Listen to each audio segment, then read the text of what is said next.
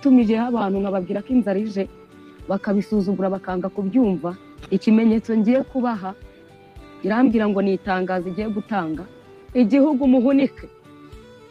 Abashinzwe iby'imihingire batangire babwira abantu ngo bahunike mu bigega.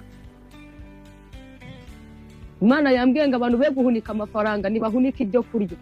Imana yambwiye ngo wowe wibwira ko wahunika amafaranga mu gihe cy'iyi nzara, amafaranga ufite ntabwo uzaba ugifite uburenganzira bukwemerera kujya gukura ibicuruzwa hanze y'igihugu cyangwa ibyo kurya hanze y'igihugu ngo byinjize mu gihugu. Ntabwo bizaba byemewe, izo nzira zizaba zamaze gufungwa. Njyewe mbibona bino bintu byanteye ubwoba, numva mfite ubwoba, n'ubu ngubu ndacyafite ubwoba, kuko Imana yarambwiye ngo inzara ije izica abantu, bizagera ku rwego ngo imiryango imwe n'imwe itandukana kubera iyi nzara. Imana irambwira ngo mbabwire ngo mugiye kumva ibijyanye n'iby'amatwi yanyu adashaka kumva, mugiye kureba ibitajyanye n'iby'amaso yanyu yashaka. Ngayo nguko abantu mutemera Imana ngo mwemere ubuhanuzi, ibyo ntibibareba.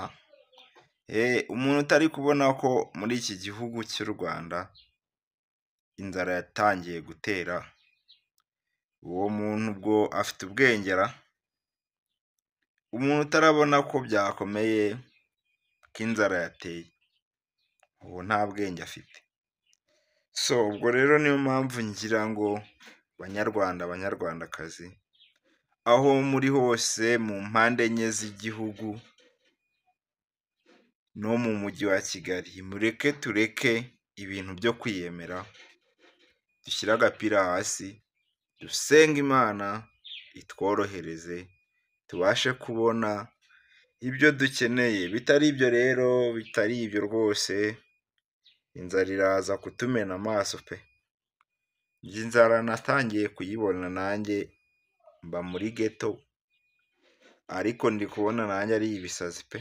Singiye kubiyemeraho cyangwa mbabeshye, nibera muri ghetto ariko ndi kureba nanjye nkabona ni ibisazi, wallahi wallahi wallahi.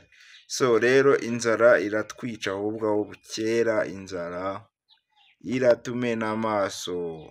Gusa nyine hamwe no gusenga no gukora tukizera tuzabicamo. Bari mu miruho, hanyuma abarongowe bari mu miruho n'abasazi iwabo bose bararushe. Urumva ni ngorane, Imana ishimwe cyane.